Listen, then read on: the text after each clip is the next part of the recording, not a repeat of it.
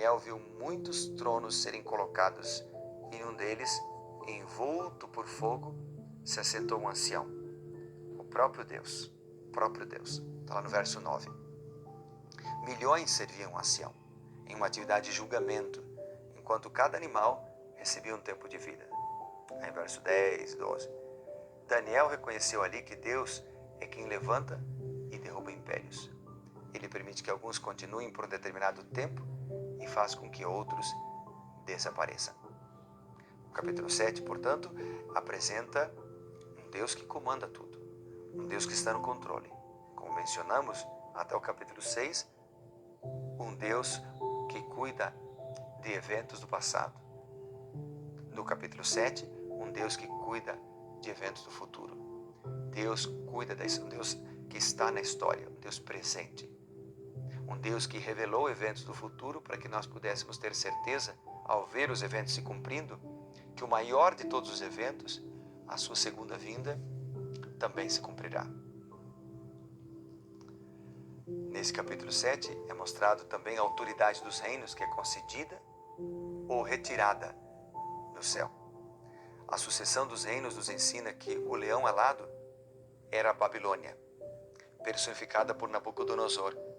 E lá, no capítulo 2 de Daniel, ela é apresentada como a cabeça da estátua. Então, a cabeça da estátua representava Nabucodonosor, ou a Babilônia. Aqui nós temos um leão com asas de águia, que representa a mesma coisa. O urso, logo depois nós temos um urso, no capítulo 7. O urso levantado sobre um dos lados com 3 costelas na boca. Esse urso era o império combinado dos medos e persas, que se levantou sobre o lado mais forte, os persas. E ele estava em paralelo com o peito e os braços de prata, do capítulo 2. O leopardo, que é o animal que vem logo em seguida, simbolizava em sua rapidez o império grego-macedônico de Alexandre o Grande. Depois, o quarto animal, com 10 chifres. Esse império de Alexandre, o leopardo, está em paralelo com o ventre e quadris de bronze do capítulo 2. O quarto animal está em paralelo com as pernas de ferro e os pés de ferro e barro. O quarto animal, com 10 chifres, era tão estranho, tão temível, que chamou a atenção de Daniel. Após o surgimento e crescimento do chifre, que falava arrogantemente blasfêmias contra Deus, esse animal foi julgado, foi morto e destruído no fogo. Esse animal representava o Império Romano, incluindo o Sacro Império Romano que o sucedeu.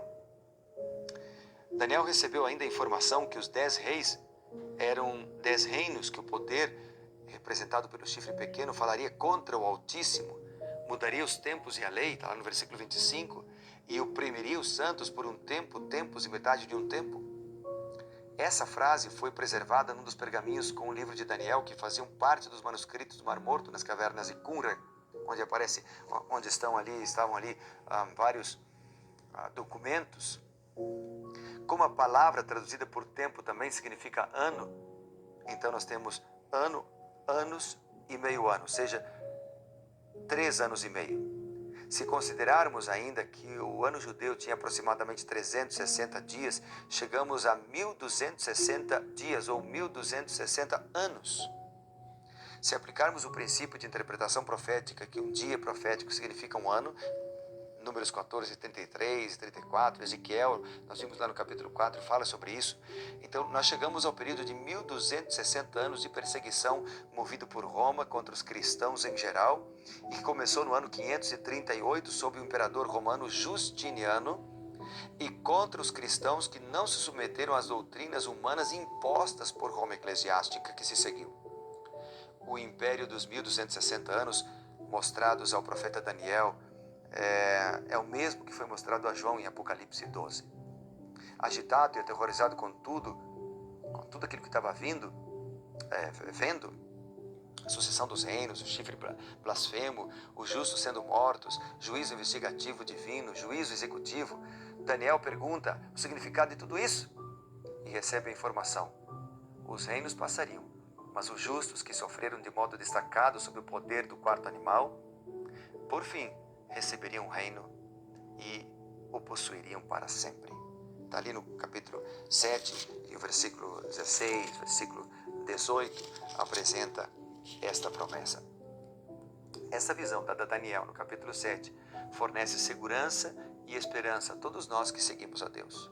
Nosso Deus tem a história em suas mãos. Ele determinou que o reino eterno será dado aos santos do Altíssimo. Bem, aqui foi um resumo do capítulo 7. Eu gostaria que você agora passasse tempo lendo o capítulo 7 com detalhes, com bastante detalhes. E pedindo que Deus falasse o seu coração à medida que você vai lendo, e com essas informações que eu passei para você sobre cada um dos animais que aqui são apresentados. Deus é um Deus que conhece a história. Deus é um Deus que conhece não só a história dos reinos, mas a minha e a tua história também. Ele sabe quem nós somos, sabe o que fizemos, como fomos criados, nossas tendências herdadas e cultivadas. E assim como Ele estava e está no comando da história da humanidade, Ele também está no comando da história da nossa vida. O que nós temos que fazer simplesmente é dizer: Senhor, eu te aceito, eu te aceito, eu entrego minha vida nas tuas mãos para que o Senhor comande a minha vida, comande